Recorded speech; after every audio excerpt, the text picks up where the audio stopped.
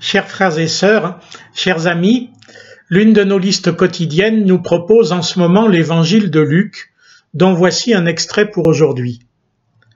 Un de ceux qui étaient à table dit à Jésus, « Heureux celui qui prendra son repas dans le royaume de Dieu. » Et Jésus lui répondit, « Un homme donna un grand repas et invita beaucoup de gens. À l'heure du repas, il envoya son serviteur dire aux invités, « Venez, car tout est déjà prêt. » Mais tous, unanimement, se mirent à s'excuser. Le premier verset pourrait être un bénédicité avant nos repas. Il existe comme tel d'ailleurs.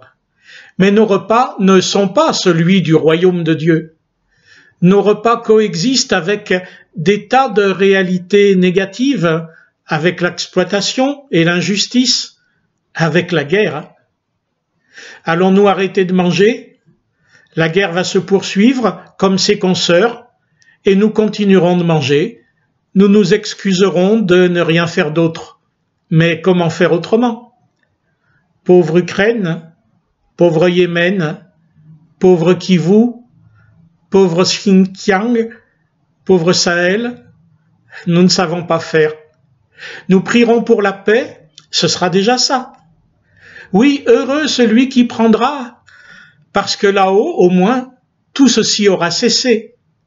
Dieu essuiera toutes larmes de leurs yeux, la mort ne sera plus, et il n'y aura plus ni deuil, ni cri, ni douleur, car les premières choses ont disparu. Il semble pourtant que tout ne soit pas si simple.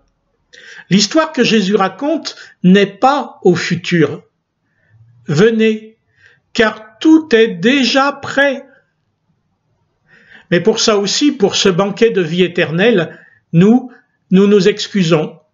Nous ne sommes pas prêts, nous avons d'autres choses à faire, nous préférons nos affaires. Pourquoi?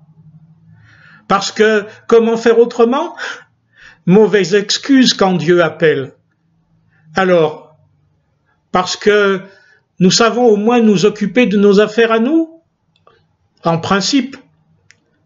Bon, admettons, nos excuses ne valent rien devant Dieu qui a fait le ciel et la terre, devant Jésus qui a donné sa vie pour nous. L'ordre de Dieu est impératif et son Saint-Esprit le met en œuvre en nous, jusque dans nos affaires.